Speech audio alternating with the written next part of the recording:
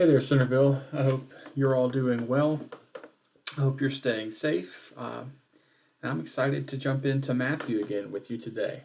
So, yesterday we took a look at Matthew chapter 22, and we had this a little survey of Matthew here. So, I just want to go really quickly right back over that. So, this is the latter part of Matthew, the last part of his gospel. Jesus has been going throughout all of Judea, and he has now come back up to Jerusalem. So we're now here at this part where he's in Jerusalem. So he comes to the temple in the first part from 21 to 23. And then after 21 to 23, and starting in chapter 24, Jesus is going to start doing some private teaching of his disciples. We're not quite there yet. We'll get there next week. And so today we're right here at this confronting of Jerusalem's leaders. So Jesus came into the temple. He started chasing people out. He cursed his fig tree. And then whenever he comes back the next day, after he's cursed the fig tree and he's had his triumphal entry and all of that, he starts running into some problems with the Pharisees and the Sadducees. So that's where we're at today. That part is broken up into two bigger sections. So you get a question from the Pharisees about Jesus. They ask him, where do you get your authority from? Who gave you the right to do these things? And then after that, Jesus tells them some parables to answer those questions, and then they have some more questions for him after his parables. And then that leads up to Jesus's final question, asking them who they think the Messiah is, which is really going back to this first question from them that started it all. Who gave you this authority? Well, God gave him the authority. He's the Messiah.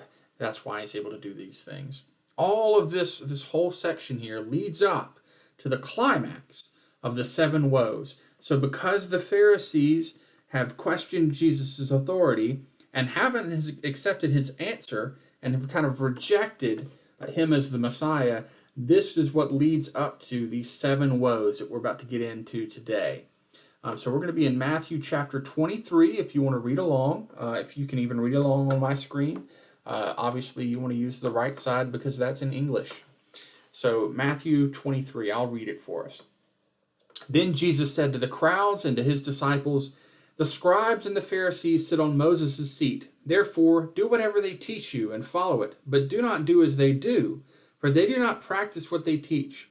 They tie up heavy burdens, hard to bear, and lay them on the shoulders of others, but they themselves are unwilling to lift a finger to move them.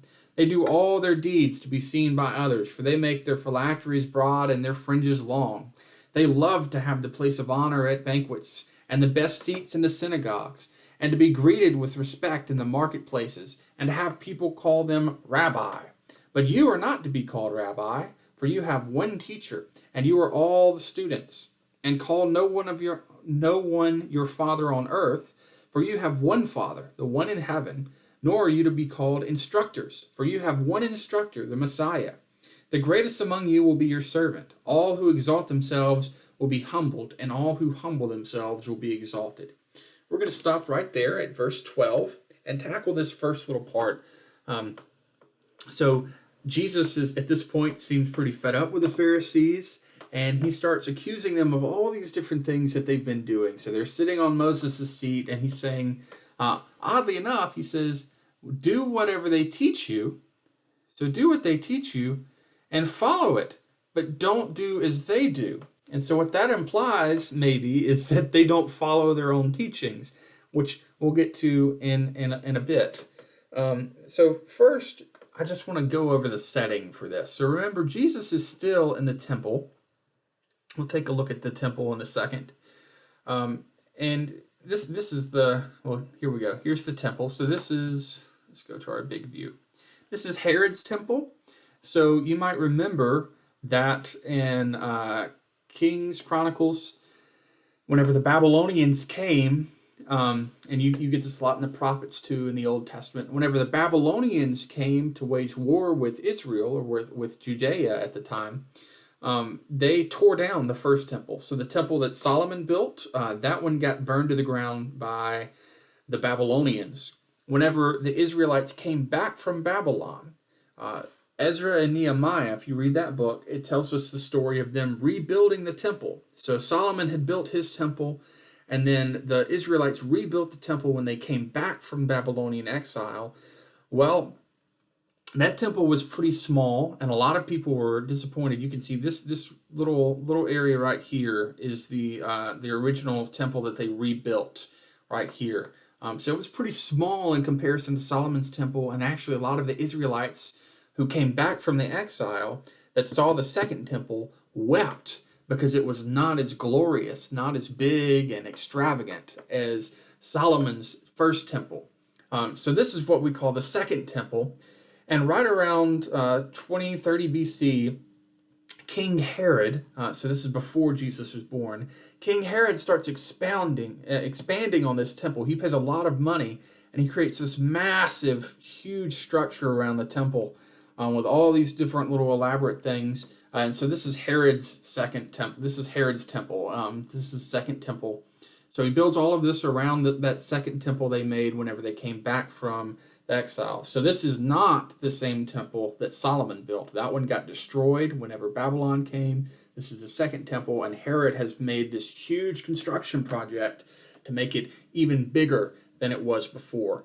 So you can see here, it's got all these different places labeled and stuff. This is the royal portico, the gate, all that kind of stuff. Let's jump back to this other picture so we can get a good thing. You can see, first off, you've got different gates around where different people can enter in. This is obviously the holy place. Most people don't go in there. This is the priestly courtyard, the priest courtyard. So some people could come in here if they're bringing a sacrifice. This is the women's courtyard, and so all the women got to stay outside. They didn't get to go into the inner courtyard like the men did.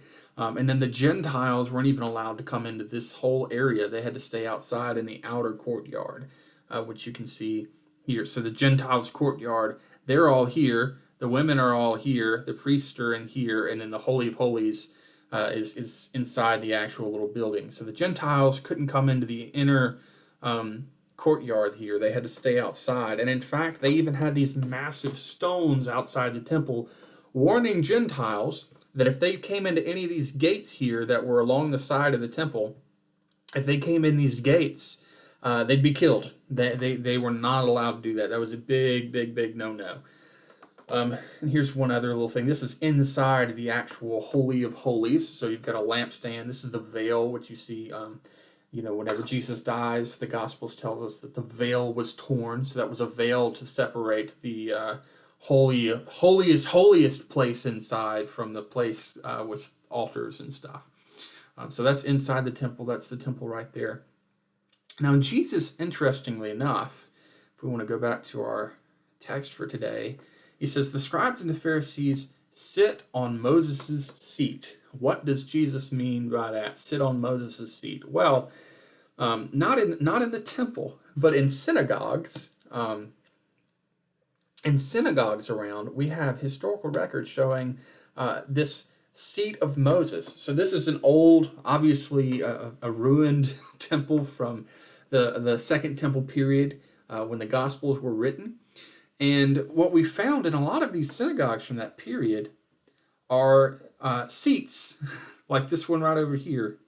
You can kind of see that seat sitting back against the wall. I think I have a better picture of it. Let me see. Yes. So here is Moses' seat right here. It's probably what Jesus was talking about. The seat of Moses that was set up. You can see it's got Hebrew written on the front. Not that I or you can read that. So you've got the seat of Moses back here. That was meant usually for holding the Torah scrolls. So if they had their scrolls that the Old Testament was written on, which was very, very precious. It's not something you could just go to Walmart and pick up like we can a Bible today. So they would keep those scrolls in the seat. It's debated whether anyone actually was supposed to sit there or not, but Jesus accuses them of sitting there. And certainly, really all that means, whether they literally sat in the seat or only figuratively sat in the seat, was that they had a place of authority in the church, right? So if you're sitting in Moses' seat, then people are going to listen to you because Moses is the one who gave the law. Moses is the one who, at least the Jews believed, wrote those first 5 books of the Old Testament. And so he's saying, you have a place of power and authority. People listen to you. Whenever you speak from the law, people listen to you. They have respect and they value what you say about it. And so he says they sit on Moses' seat. They have this special place in the synagogue. Therefore, do whatever they teach you and follow it. So what that means is that the Pharisees probably, they may have been good teachers. They may have preached a good sermon every once in a while, but do not do as they do, for they do not practice what they teach. Now even today know a good bit about that, about pastors who they'll preach a really good fiery sermon on Sunday morning, but we know they don't have their life together. They're not walking the walk, right? So you may have a pastor get up and preach a very fiery sermon about how you're supposed to be faithful to your wife and not supposed to cheat on your wife, and then they go and they have an inappropriate relationship with someone and cheat on their own wives, or a pastor preaching against drugs and alcohol, and we all know that he goes to the bar after church and drinks a little bit too much, or way too much in some cases. And so that's kind of the kind of hypocrisy that Jesus is talking about here. He's saying they bring you the law, they teach you the law, but they don't follow their own teachings. He says they tie up heavy burdens, hard to bear, and lay them on the shoulders of others, but they themselves are unwilling to lift a finger to move them. Now, that doesn't mean that they didn't follow the law, because we know the Pharisees were very, very strict followers of the law. Some would say a little too strict. I think what Jesus is talking about here is that they're happy to preach to you and tell you what you need to do, but they're not willing to help you do it. That would be, if I, as a pastor, perhaps, got up and told everyone, you've all got to tithe 20% or 10% or 15%, whatever the number, you've all got to tithe this amount of money. Meanwhile, I know there are people in the congregation who can't afford to do that. And I lay that burden on them, tell them that God expects you to give the church this much money, knowing they can't really afford to, and I don't do anything at all to help them with that situation. And another part of Scripture in the Gospels, Jesus accuses the Pharisees of doing just precisely that thing. We often talk about the widow's mite and how the widow comes and puts her one little penny into the offering plate.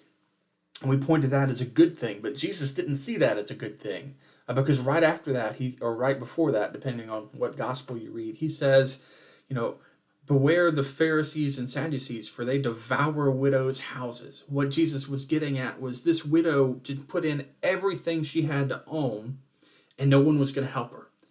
She had given all she had to the temple, but the temple wasn't going to make sure she had anything to eat that week, or any, a way to pay her rent or whatever else she had to do.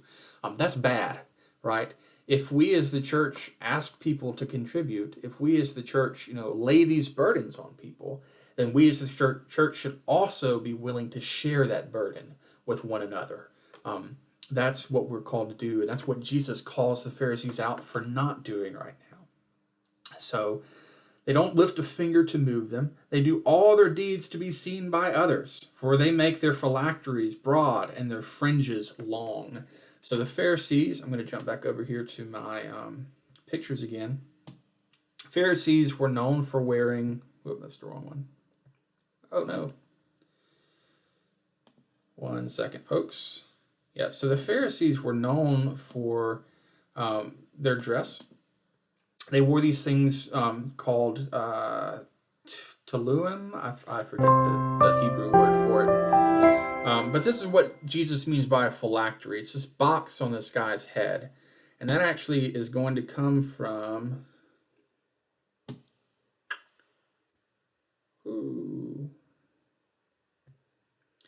That's going to come from this passage in Deuteronomy 6:8.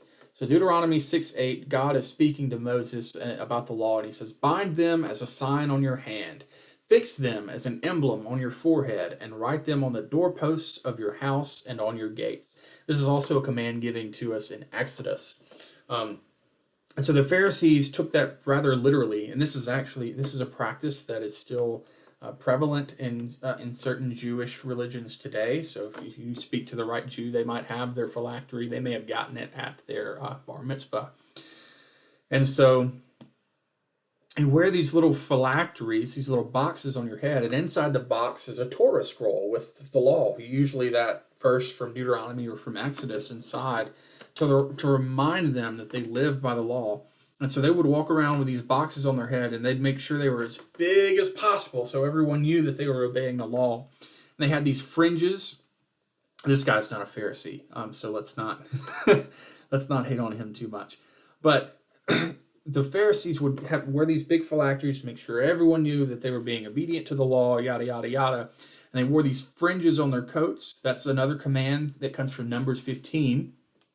The Lord said to Moses, "Speak to the Israelites and tell them to make fringes on the corners of their garments throughout their generations and to put a blue cord on the fringe at each corner.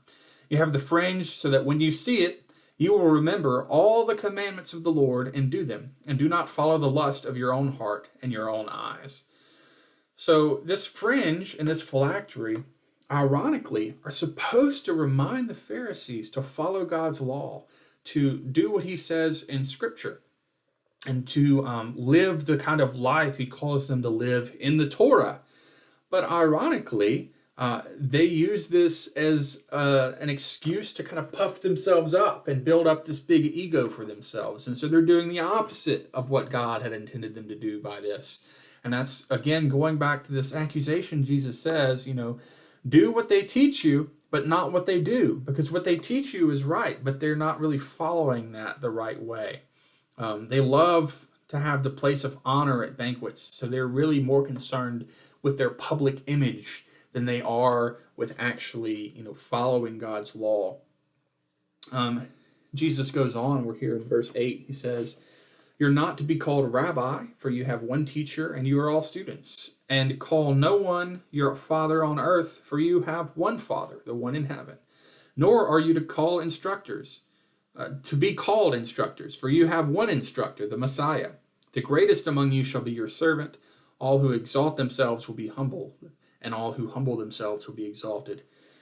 So this is another thing. Jesus is really kind of speaking against titles here. The Pharisees love to be called rabbi and teacher.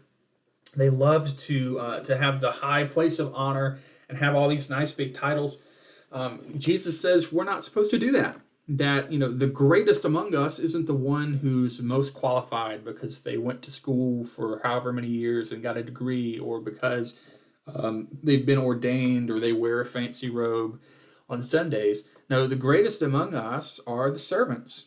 That's who the leaders of the church are supposed to be, the ones who serve other people well. Now that is a little bit condemning, I think, to some modern churches, because we do have our titles.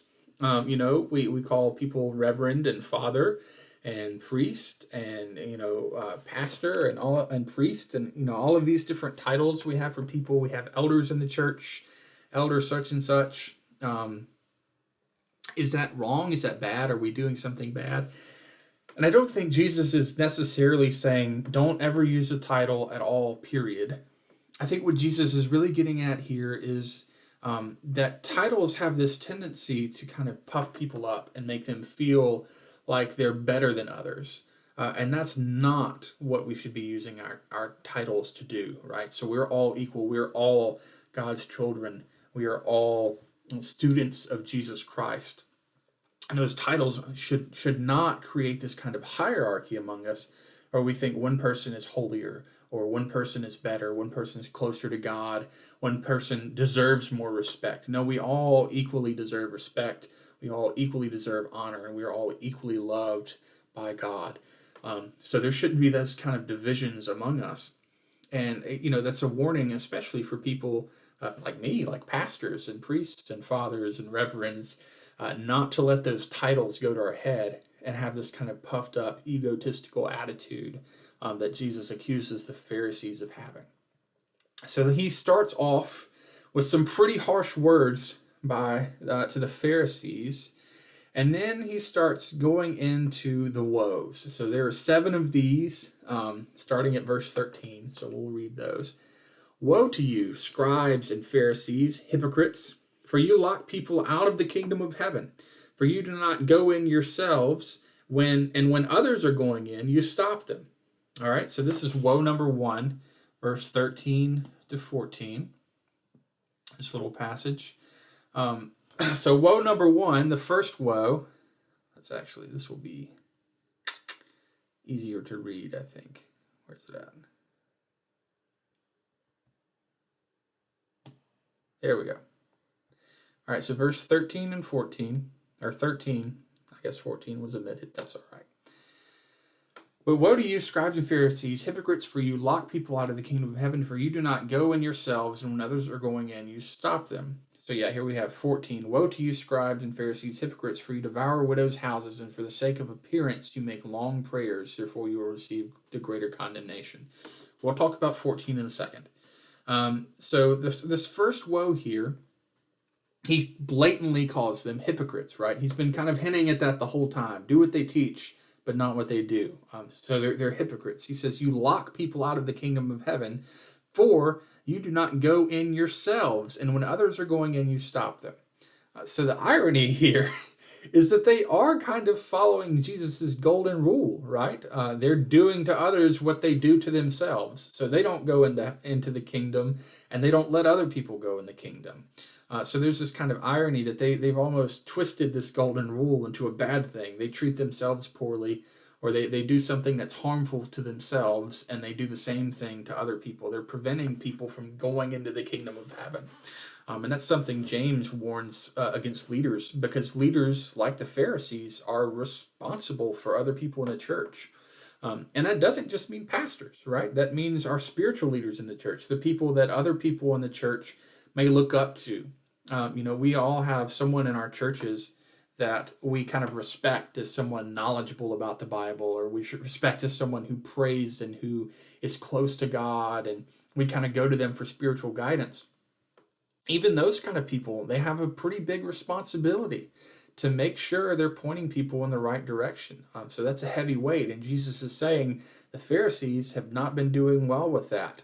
They've been put in charge of people.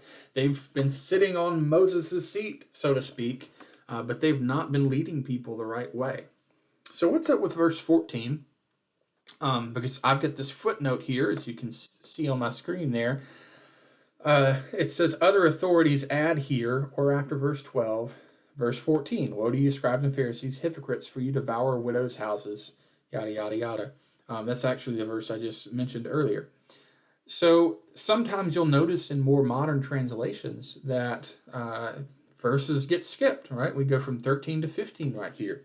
And that kind of freaks people out a little bit. But that has to do with how we translate our Bible. So the way we translate our Bible is we have all of these different ancient manuscripts that we compare to one another. We know we have ways of telling some manuscripts are older than others, and they might be more influential on what we think was the original. But we use all of these different manuscripts, all of these different documents and copies of the Bible to tell us what the original may have looked like. And what we know is that over time, the people who copied these down made a few mistakes. That's pretty. That shouldn't be that shocking, right? I mean, if you've ever tried to copy word for word, write something out, occasionally you skip a line or you misspell something, and you write something. You're writing and you're like off in la la land thinking, and then you kind of start writing what you're thinking and realize, oh, that's not what I was supposed to write. So, they're human and they're going to make mistakes. And by comparing these different manuscripts, we're able to kind of determine where they've made mistakes, where they've accidentally missed out on lines, or where they may have added things in by accident. And then we can reconstruct all of this into what we think was the original. And so we're able to get about 99% close to what the original first written document of the New Testament may have been like. And so what's likely happened here, this is pretty common. You'll see in the Gospels a lot, some of these verses get taken out and people freak out. Did Jesus say this or not? Well, he did. This actually, I think, is in Luke. It might also, I think it's in Luke and Mark, and maybe even a different place in Matthew. But this woe to scribes and Pharisees, for you devour widows' houses, Um, that's in a different gospel. And so what likely happened was as the scribe was copying this, he remembered that part from a different gospel and then thought that the scribe before him had maybe left it out and he was the one that was mistaken. So that does belong in our Bible, just in a different place, not in this place. So that's nothing to freak out about. If that's something that you would like to talk more about how we translate the Bible, why some verses are included, excluded, that kind of stuff, I'd love to talk with you. So feel free to call me or email me or anything. But we're going to move on for now. So verse 15, woe to you, scribes and Pharisees, hypocrites! For you cross the sea and land to make a single convert, and you make the new convert twice as much a child of hell as yourselves. So it's a sign of a good leader that your followers eventually surpass you, right? The student becomes a master. That's what every good teacher and every good leader hopes for. Unfortunately for the Pharisees, they're already bad, and so if their students are twice as good at them as what they do, then they are twice as much a child of hell as the Pharisees were. Jesus is pointing out, that they're continuing to lead people astray, and that's dangerous. Woe to you, blind guides, who say, whoever swears by the sanctuary is bound by nothing, but whoever swears by the gold of the sanctuary is bound by the oath. You blind fools, for which is greater, the gold or the sanctuary that has made the gold sacred? And you say, whoever swears by the altar is bound by nothing, but whoever swears by the gift that is on the altar is bound by the oath. How blind you are, for which is greater, the gift or the altar that makes the gift sacred? So whoever swears by the altar swears by it, and by everything on it. And whoever swears by the sanctuary swears by it, and by the one who dwells in it. And whoever swears by heaven swears by the throne of God, by the one who is seated upon it. So here it seems like Jesus is really accusing the Pharisees of losing sight of what's important, right? He's saying they swear by the gold, but not the sanctuary that makes the gold sacred. They swear by the offering and not by the altar. And Jesus is saying, that's a very worldly way of looking at things. But how often do we do that? As we read through these woes, I think a lot of times we're very eager to jump on the Pharisees, right, and pile on the criticisms and pretend as if we would be on the side of Jesus during all of this. We all like to think that, but I think if we're honest with ourselves, we can see some of these woes and really start to think, wow, I do some of this from time to time, right? So as a teacher, are there times when I lead people astray? I hope not. That's not my goal. But I'm sure there are some times when I've said something that maybe isn't that great. Do we glorify the gold or the sanctuary? Well, a lot of times churches do have a tendency to focus on money. Now, to a certain degree, you have to do that as a church. Money, is powerful, and we have to respect the way that we use our money and our stewards over it. But that also can sometimes lead to us focusing too much on it. And I know there have been a number of times when churches have focused too much on the money. They focus too much on, who are our big spenders, and let's make our big gift givers happy, and that can sometimes compromise the work of the church. It can compromise the spiritual health of people who don't give all the money, who are maybe poorer in the congregation, and can compromise, sometimes the pastor has a vision, the church has a vision of what they want to do, but the big gift giver, the person who gives all the money to the church, says, no, that's not what I want to do. And well, does the church go with the person who gives them the money, or do they go with, what they think God is calling them to do as a church? Well, a lot of times they'll go with the one who gives them the money. And we do that too, right? Whenever someone is kind of our benefactor, our boss, for example, maybe, or we know the big spenders in church, perhaps. Or, do we kind of give in to letting them have their way, even if that isn't necessarily the right thing to do? And that's not to say that all people who are the big spenders in church are like against God, or that they're not always on board with God's vision and plan for the church. But sometimes that is the case, and we have to be very wary of giving in to money, as opposed to reminding ourselves of what makes the money matter to begin with, right? The gold in itself isn't valuable. It's the sanctuary that makes the gold sacred. The offering isn't what's valuable. It's the altar that we put the offering on. Um, so that's something, even today, I think we need to be very aware of and very careful of how we treat those things. So Jesus moves on after that. It says, "Woe to you, scribes and Pharisees, hypocrites, for you tithe mint, dill, and cumin, and have neglected the weightier matters of the law, justice and mercy and faith. It is these you ought to have practiced without neglecting the others." So here, tithing was commanded by the law, and Jesus isn't saying like, "Oh, you shouldn't have tithed." All right, it's not that tithing is unimportant or tithing is bad. It's that tithing is less important than justice and mercy and faith.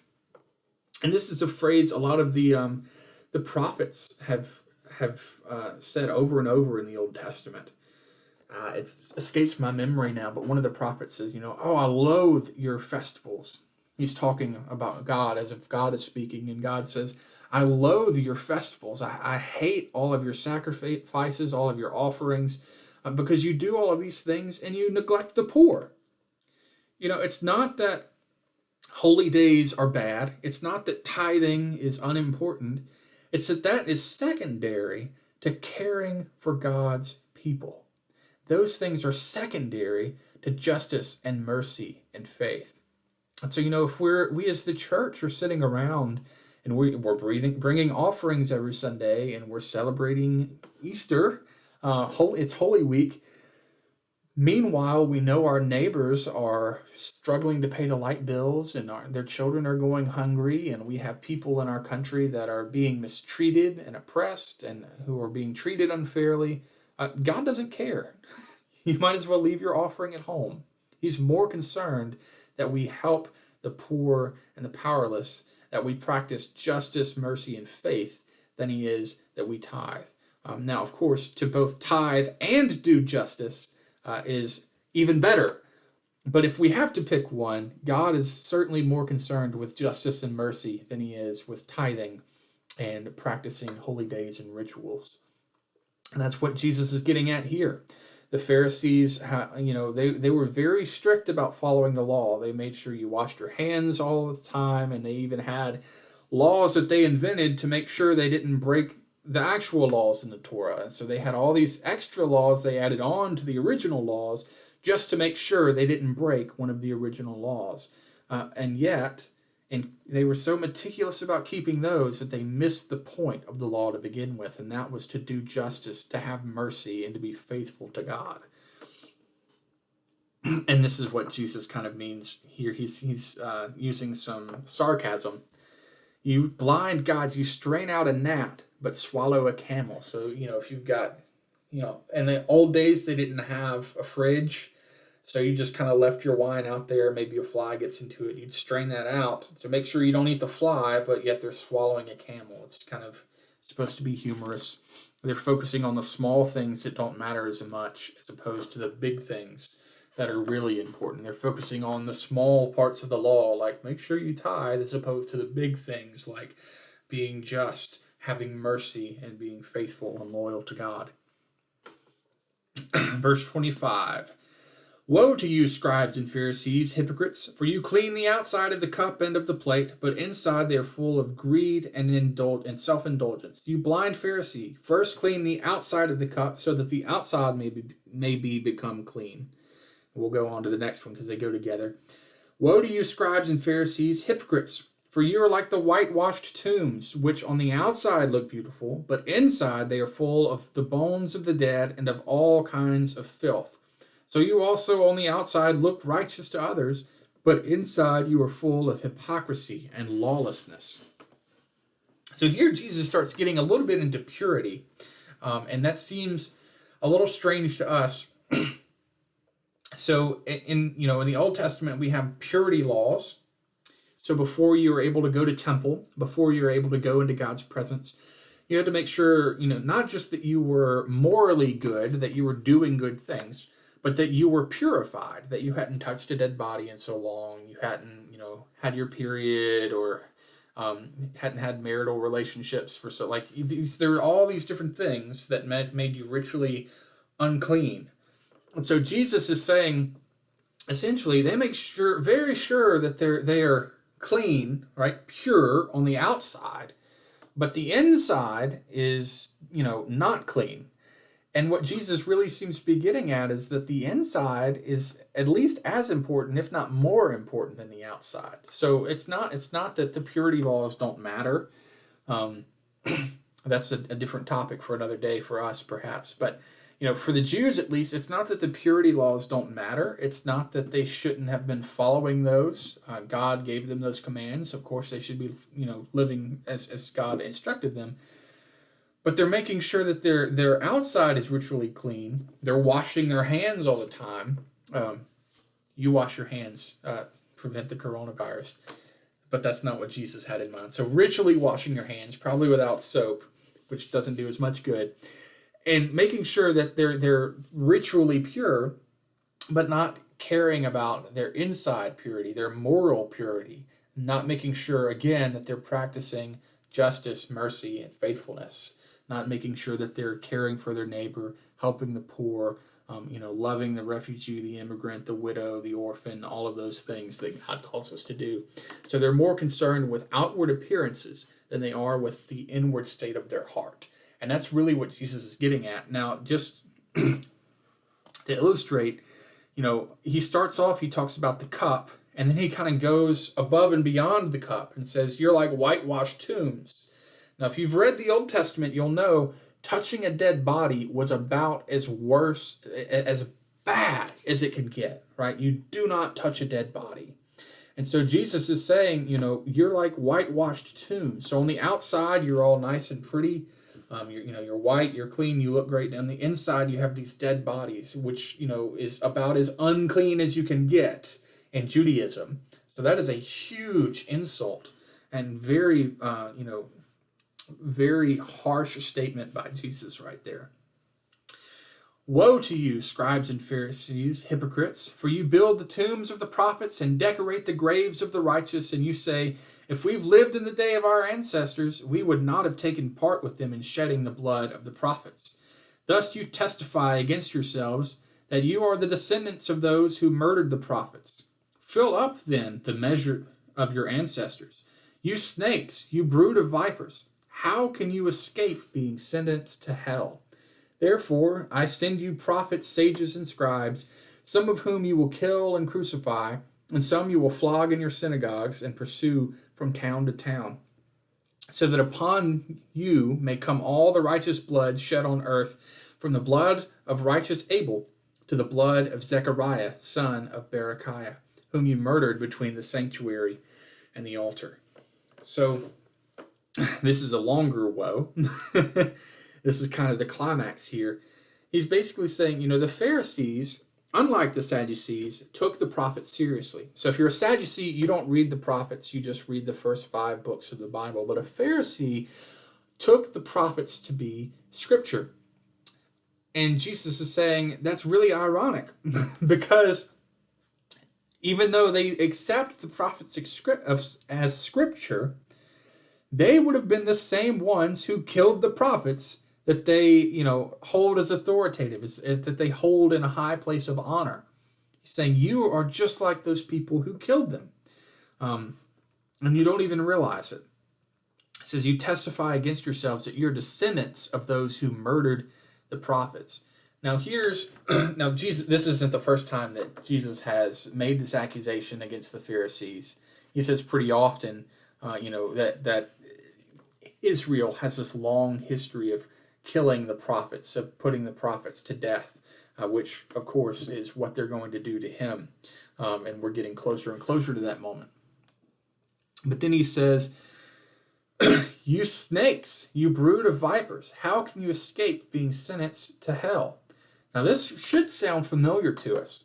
All the way back at the beginning of Matthew, who else has called the Pharisees snakes and a brood of vipers? Well, John the Baptist. Jesus is probably making a callback to John the Baptist, who also, by the way, was put to death by those in Israel, by Herod and his people. Um, and he's condemning them just as John condemned them. And then he says this, "Therefore I send you prophets, sages, and scribes, some of whom you will kill and crucify, and some you will flog in your synagogues and pursue from town to town." Now, this is an interesting change because throughout the Old Testament, God is the one who sends prophets and sages and scribes. Now Jesus is saying, "I send you prophets, sages, and scribes." That might say something about Jesus' connection to God. Hint, hint. "Some of whom you will kill and crucify, and some you will flog in your synagogues." So this is future tense. In the Greek especially, it's future tense. And Jesus is kind of pointing towards what he sees happening in the future, that the Pharisees and the Jewish people will continue to persecute the church. They will continue to kill and torture and crucify followers of Jesus. And so just like Jesus is put on a cross and he's killed by the Jewish people, his followers will meet the same fate as him. And this points perhaps to something that's happening in Matthew's own day. So whenever Matthew's writing this, he's probably already witnessed some of these things. And we know from stories like in Acts that the Jewish people, at least in the early church, persecuted Christians pretty severely. They put them to death. They stoned them. They stoned, Paul is known to have been a persecutor of Christians before he converted. Stephen was stoned to death, and Paul probably oversaw that. We have at the end of Acts, Paul himself gets persecuted. He gets thrown into prison by the Jewish people and is being brought before the Romans, presumably to be put to death. And all of Jesus' disciples were martyred. They were all killed like he was. Some by the Romans and some with the help of the Jewish people. Now that being said, I think there's a danger sometimes we have of coming to this, and we see that these particular Pharisees, these particular Jewish people, are hateful and evil towards Christians and towards Jesus. That does not extend to all Jews, and it's important to keep in mind that Jesus was also Jewish, that the disciples of Jesus were also Jewish, and that all of the early church was Jewish. So this is not leave for us to be anti-Semitic, and unfortunately, misreading of this kind of stuff has led to a lot of evil in history. It's that kind of attitude about Jewish people that led to things like the Crusades and the Holocaust and just all kinds of terrible things. And so this is by no means giving us an excuse to also persecute Jewish people. And unfortunately, if you look back in church history, that is one thing the church has done. The Jews started off persecuting Christians, and then when Christians got into power, they started persecuting Jews. That's not okay. That's not an option for followers of Christ. That's not what this gives us leave to do. When we're persecuted like Jesus, we are not supposed to lash out violently at our persecutors, right? We turn the other cheek. That doesn't mean that we're a walking mat. We just let people walk all over us necessarily. But it does mean that we don't take up arms and then start persecuting them in turn. So keep that in mind, that all of this is going on. Now, Jesus says this last part here, and this is pretty interesting. He says, "So that upon you may come all the righteous blood shed on earth, from the blood of righteous Abel to the blood of Zechariah, son of Berechiah, whom you murdered between the sanctuary and the altar." So, two things here. So, first we have the blood of Abel. So, who is Abel? Well, most of us remember Abel. He is the very first person killed in Scripture. He's the son of Adam and Eve, and his brother Cain kills Abel in the middle of the field. So, he's the very first person killed in all of Scripture. Who is Zechariah? Well, that's a great question. So Zechariah, Jesus seems to be kind of merging two things here. So we have Zechariah who wrote Zechariah. So the book of Zechariah, he is Zechariah, son of Berechiah or Beraniah, something similar to that, depending on what you read. He's the son of someone who sounds like this name. But then Jesus says, who you murdered between the sanctuary and the altar. Well, there's another Zechariah in Scripture in 2 Chronicles, that's Psalms, 2 Chronicles 24, who gets murdered like Jesus says. It says, then the Spirit of God took possession of Zechariah, son of the priest Jehoiada. He stood above the people and then said to them, thus says God, why do you transgress the commandments of the Lord so that you cannot prosper? Because you've forsaken the Lord, he's also forsaken you. Then they conspired against him, and by command of the king, they stoned him to death in the court of the house of the Lord. And King Joash did not remember the kindness of Jehoiada. So they killed Zechariah, son of Jehoiada, between the sanctuary and the altar. Now, some different things could be going on here. One could be that Jesus... there's the question of which Zechariah is Jesus talking about. Is he talking about the priest who's killed here in 2 Chronicles, or the prophet who's killed here in 2 Chronicles?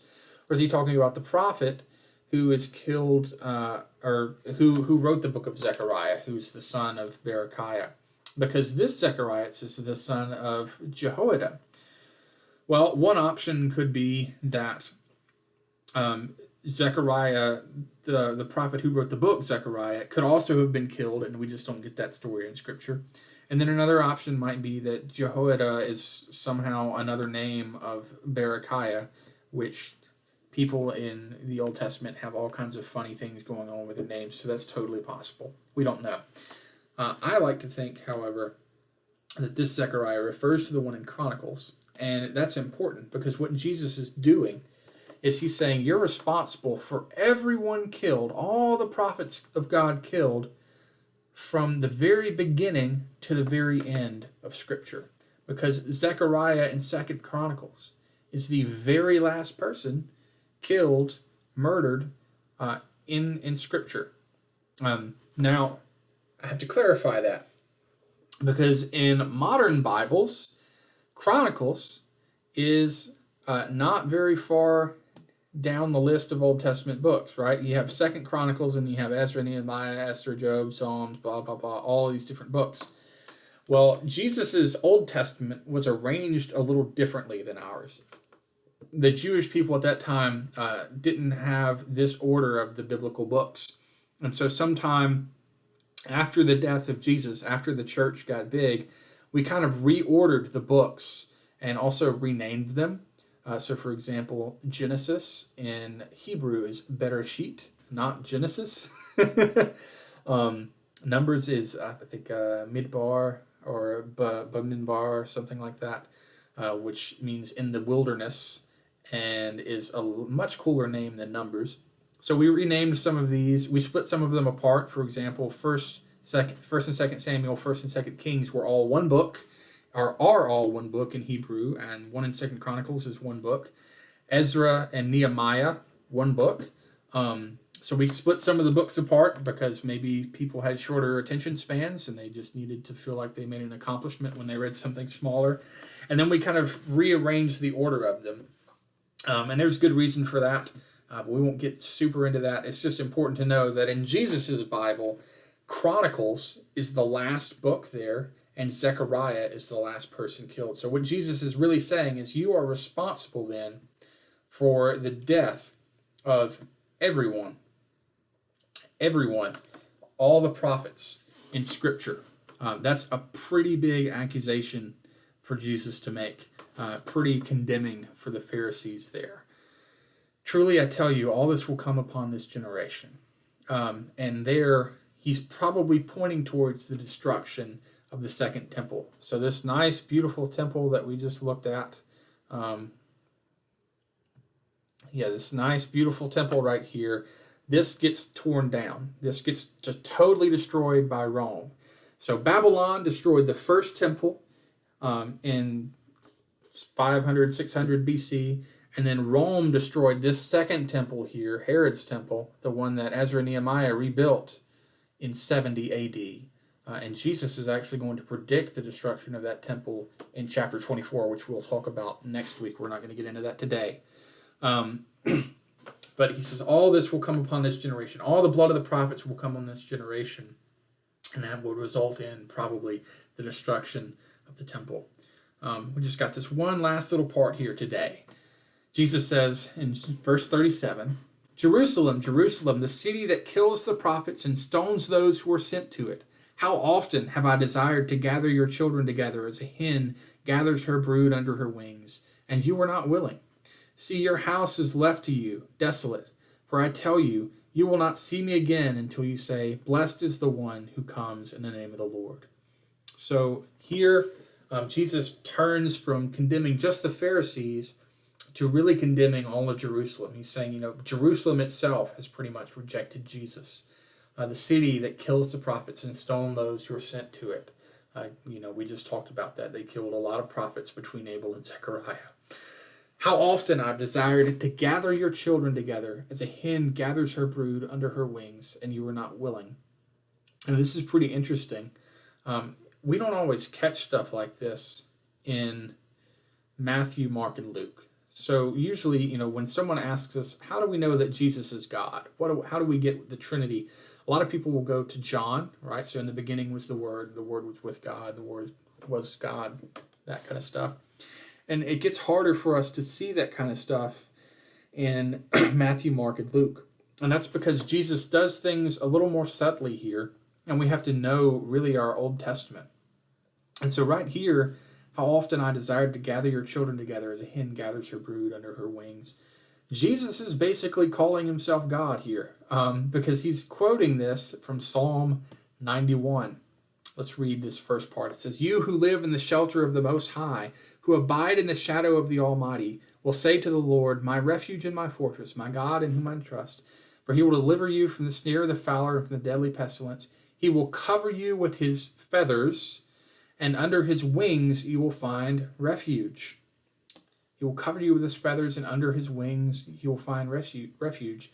How often I desired to gather your children together as a hen gathers her brood under her wings.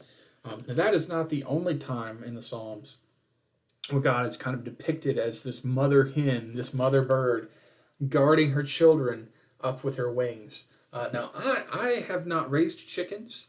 My sister raises chickens. Some of you raise chickens. And so you can testify to the truthfulness of this.